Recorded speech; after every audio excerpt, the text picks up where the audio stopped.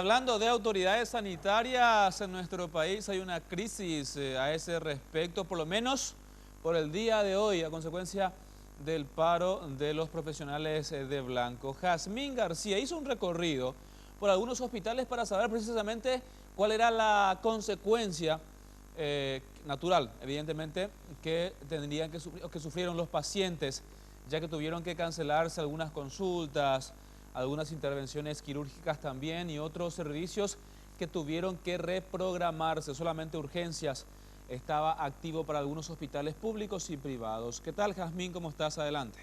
Muy bien, y primero estuvimos por el hospital de trauma, donde de hecho varios médicos estaban enfrente de este centro asistencial, justamente con pancartas, carteles, haciendo alusión al caso de las médicas Olga y Sofía.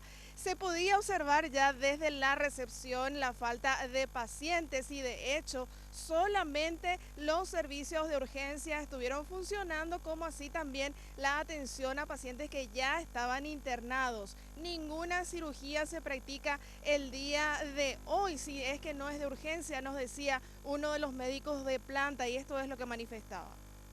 En este momento no estamos atendiendo consultorios externos ni hay cirugías programadas en todo el día de hoy. Solamente garantizamos las urgencias y la atención en los cuidados críticos en terapia intensiva. ¿Esto va a ser a lo largo del día? Esto va a ser a lo largo del día, todas las fechas. Nosotros, lastimosamente, hoy por ser 7 de abril deberíamos festejar el Día de la Salud, pero para el gremio médico no hay nada, ningún motivo para festejar. Y también estuvimos por el hospital de Barrio Obrero y allí la cosa es bastante diferente. La atención se estaba brindando porque si bien los médicos también se plegaron a esta causa, no se explicaba al propio director que lo hicieron aquellos que trabajan en los turnos opuestos, es decir, los médicos que debían atender esta mañana estuvieron allí brindando asistencia.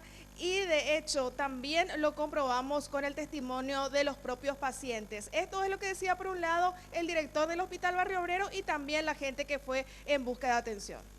Los servicios están totalmente operativos, de hecho nosotros tenemos en este momento un índice de ocupación de camas bastante alto, ¿verdad? Obviamente aquellos servicios críticos como son internados, terapia y las urgencias están aseguradas sean cuales sean las circunstancias. Una pequeña consulta para ver. ¿Le están atendiendo normalmente? Y la verdad que sí, no, un poco de esperanza. Hay que esperarnos un ratito y ya, con paciencia se llega al cielo. Pues. Para odontología. ¿Le están atendiendo normalmente? Sí, normal. Sin problema.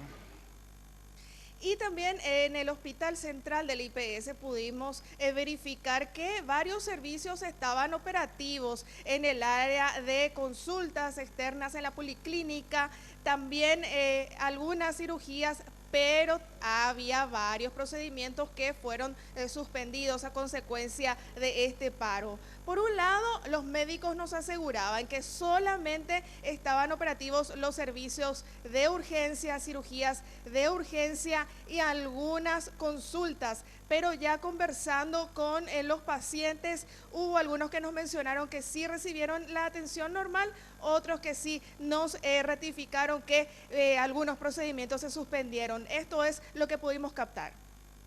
Se están atendiendo casos excepcionales, gente que viene de muy lejos, que las urgencias, los pacientes que están internados se están haciendo se está cubriendo todas las indicaciones del día y por eso estamos esperando a los compañeros que están haciendo esas labores en este momento.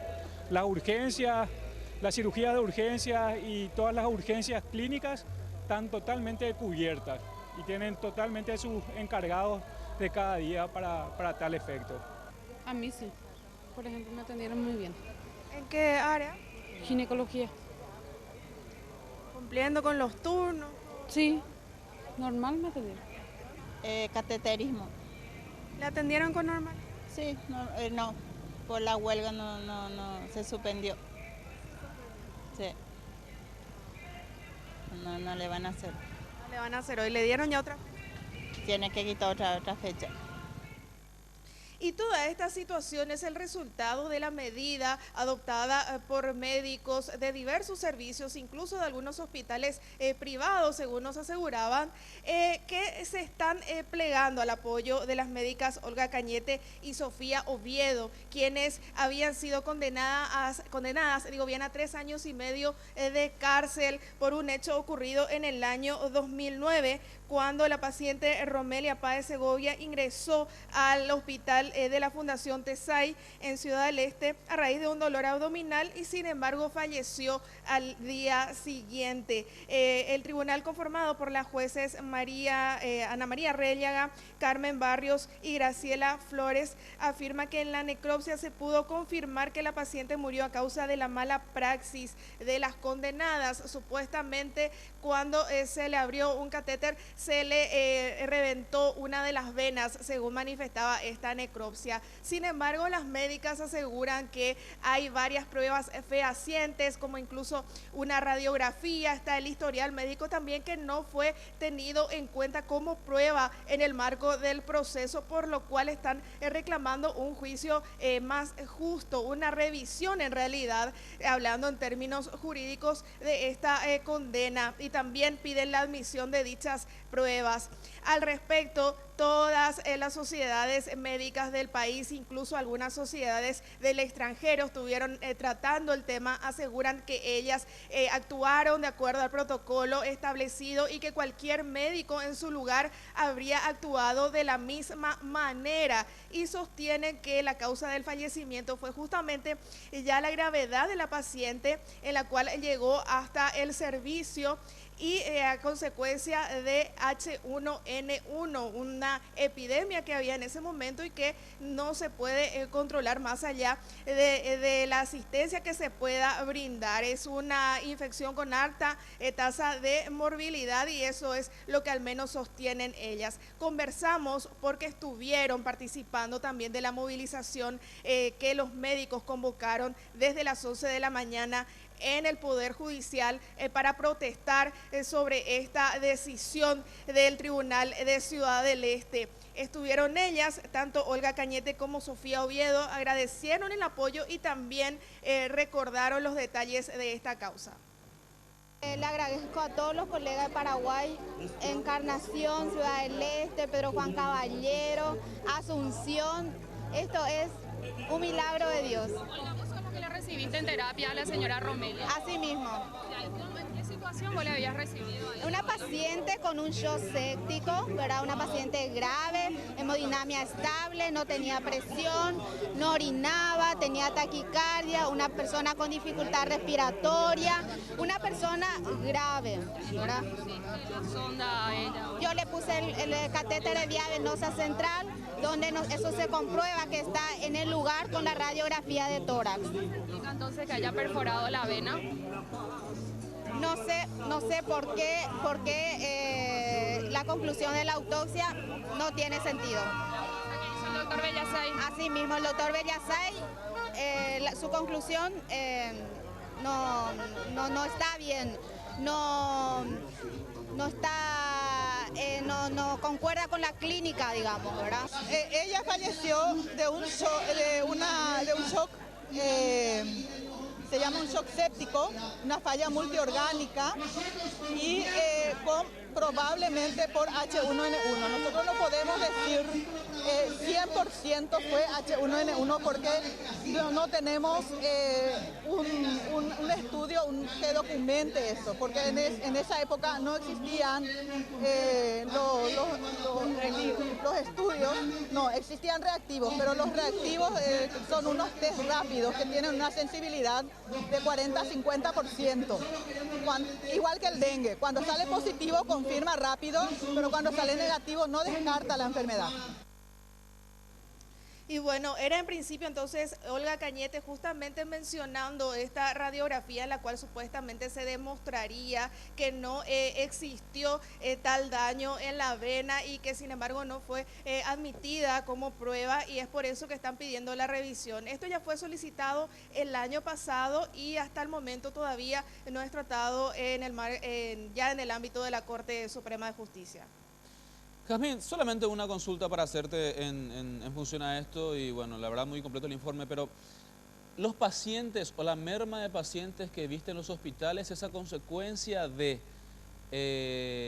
la suspensión propiamente dicha, es decir, los pacientes iban hasta los hospitales, allí se enteraban de que algunos servicios no estaban activos y regresaban a sus casas, o en realidad ya estaban enterados algunos de ellos, o de acuerdo a lo que pudiste por lo menos conocer, ya estaban enterados de este paro y automáticamente ya no asistieron a los centros asistenciales.